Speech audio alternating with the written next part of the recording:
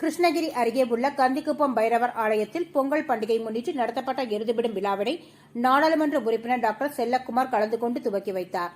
இதில் பல்வேறு கிராமங்களில் இருந்து 200க்கும் மேற்பட்ட காளைகள் பங்கேற்பு. தமிழகத்தில் பொங்கல் பண்டிகை முன்னிட்டு தமிழர்களின் வீர விளையாட்டான ஜல்லிக்கட்டு, மஞ்சு விரட்டு, எருதுவிடும் விழா நடத்தப்பட்டு வருகிறது.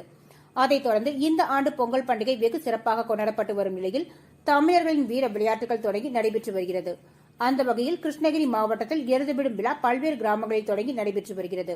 அதைத் தொடர்ந்து கிருஷ்ணகிரி மாவட்டம் கந்திக்குப்பம் அருகே உள்ள பைரவர் ஆலயத்தில் பொங்கல் பண்டிகை முன்னிட்டு எருதுவிடும் விழா சிறப்பாக நடைபெற்றது. பைரவசாமி தலைமையில் நடைபெற்ற எருதுவிடும் விழாவை கிருஷ்ணகிரி நாடாளுமன்ற உறுப்பினர் டாக்டர் செல்வகுமார் துவக்கி வைத்தார். இதனை அடுத்து கந்திக்குப்பம், ஓரப்பம், வரட்டப்பள்ளி, பருகூர் மற்றும் சுற்றுப்புறங்களில் இருந்து 200க்கும் மேற்பட்ட காளைகள் இதில் கலந்து கொண்டு சீறி பாய்ந்து ஓடியது. வெற்றி பெற்ற காளைகளுக்கு பைரவர் ஆலயத்தின் சார்பில் பரிசுகள் வழங்கப்பட்டது. இந்த விழாவினை ஏராளமான பொதுமக்கள் உற்சாகமாக கண்டு மகிழ்கின்றனர். மேலும் இந்த விழாவின் போது மாநில செயலாளர் கிருஷ்ணமூர்த்தி, மாநில பேச்சாளர் நாஞ்சில் ஜேசு, மாவட்ட துணைத் தலைவர்கள் சேகர், விவேகானந்தன், வழக்கறிஞர் அசோகன், மாநில இளைஞர் அணி பொதுச் செயலாளர் விக்னேஷ் பாபு, விவசாய அணி மாவட்ட தலைவர் ஹரிஷ் பாபு, தொகுதி பொறுப்பாளர் ஆடிட்டர் வடிவேல், மேற்கு மாவட்ட இளைஞர் அணி தலைவர் அப்துல் ரஹ்மான் உள்ளிட்ட ஏராளமானவர்கள் கலந்து கொண்டனர்.